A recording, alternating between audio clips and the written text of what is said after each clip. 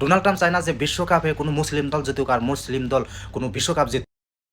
আরে মুসলমান ভাইয়েরা, আপনারা কাদের সাপোর্ট করেন? আপনারা কাদের নিয়ে নাচানাচি করেন, মাতামাতি করেন? আপনারা নামে মুসলিম, কামে না। যে ডোনাল্ড ট্রাম্প ইরানকে হারানোর জন্য লক্ষ লক্ষ ডলার খরচ করেছে, রেফারিদের সাথে ফিক্সিং করেছে, আর ডোনাল্ড ট্রাম্প এটাও বলে দিয়েছে যে 2026 ওয়ার্ল্ড কাপে মুসলমান যেন কাপ না নিতে পারে। আর তারপরেও আপনারা এই বাংলাদেশে ব্রাজিল আর্জেন্টিনা মাতামাতি আনন্দ উল্লাসে মেতে উঠেছেন।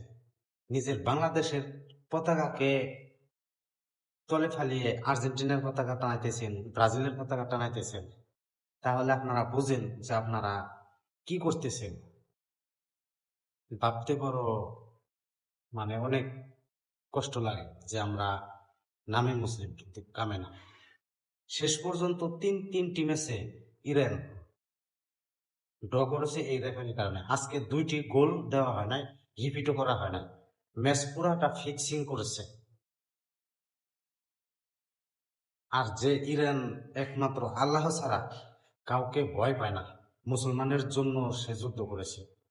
ফিলিস্তিন কিন্তু মুসলমান, এই ফিলিস্তিনের পক্ষে হইয়া কোনো একটি মুসলিম দেশ আসে নাই, এই ইরান আসছে।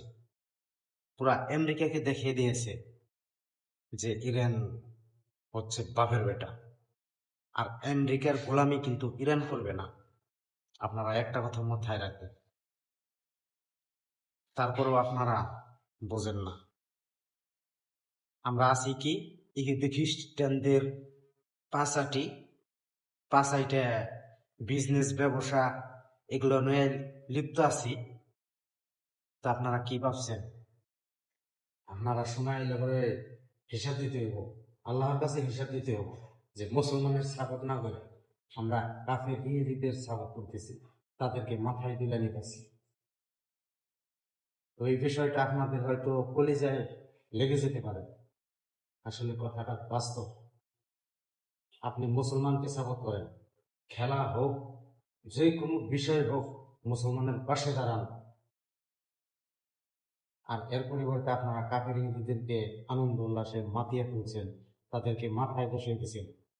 শেষ পর্যন্ত দেখবেন যে মুসলমানের চিনা পর্যন্ত এই দুনিয়াতে থাকবে না, কারণ আমানতকারীর খেয়ানত হইতেছে বা চলতেছে।